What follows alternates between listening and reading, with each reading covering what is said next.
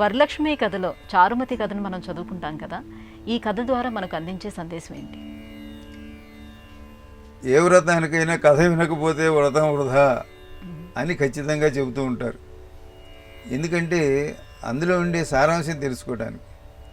పూర్వం పాఠశాలలో కథ చెప్పి చివరికి దీనివల్ల నేను ఇందులో నీతి అని చివరికి ఒక వాక్యం చెబుతూ ఉండేవాళ్ళు.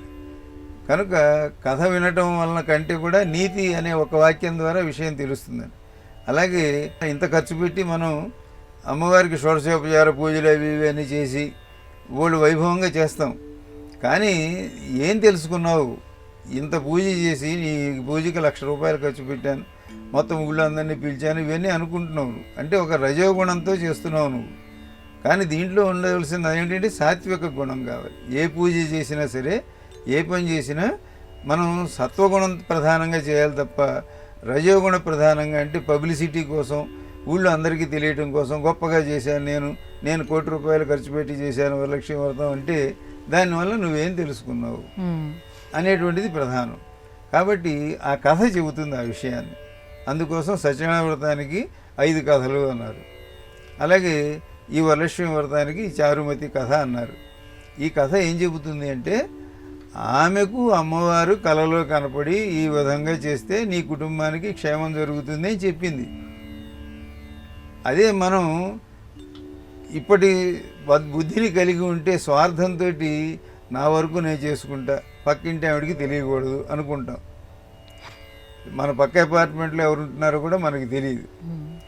ఆ ఇంట్లోంచి ఏదైనా వాసన వస్తే తప్ప అందులో ఉన్నారో పోయినారో కూడా మనకు తెలియని స్థితిలో అంత సంకుచితంగా అంత స్వార్థంగా ఉండేటువంటి లక్షణం. అంటే ఇది చాలా, దీనివల్ల నీకు సమస్త సంపదలు వస్తాయి అనగానే అమ్మో ఇది పక్క వాళ్ళకి వస్తే ఎట్లా అనేటువంటి ఒక అసూయ, ఒక స్వార్థం, ఇటువంటివి సహజంగా ఉంటాయి. మానవులకు పుట్టిన వాళ్ళందరికీ ఉంటాయి అనుకోండి. ఈ ఉన్న వాటిని తొలగించటమే ఈ వ్రతముల యొక్క నోముల యొక్క ప్రయోజనం.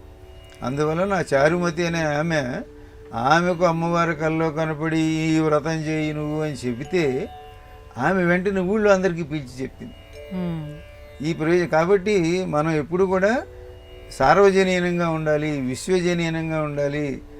నేను ఒక్కడే లాభాన్ని పొందటం కాదు, అందరూ ఈ ప్రయోజనాన్ని పొందాలి. ఇది అమ్మవారు నాకు చెప్పిందంటే నాకే కాదు సమస్త మానవులకి చెప్పింది. కృష్ణుడు భగవద్గీత అర్జునుడికి చెప్పాడంటే మనందరికీ చెప్పాడు.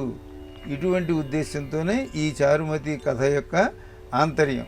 కథ చిన్నదే కానీ దాంట్లో ఉండే విషయం చాలా పెద్దది. అందరూ పెద్ద మనస్సుతో ఉండండి, పక్క వాళ్ళ గురించి ఆలోచించండి, మీకు మీరు ఒక్కళ్ళే బాగుపడదామని అనుకోకండి అనేటువంటి గొప్ప సందేశం ఇందులో ఉంది.